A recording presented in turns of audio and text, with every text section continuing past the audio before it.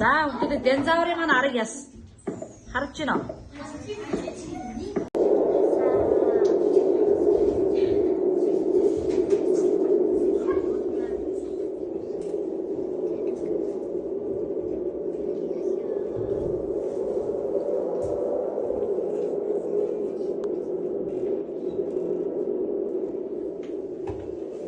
За хүүхдүүдээ одоо багш нар Монгол гэрийнхээ бүтцийг танах харуулъя.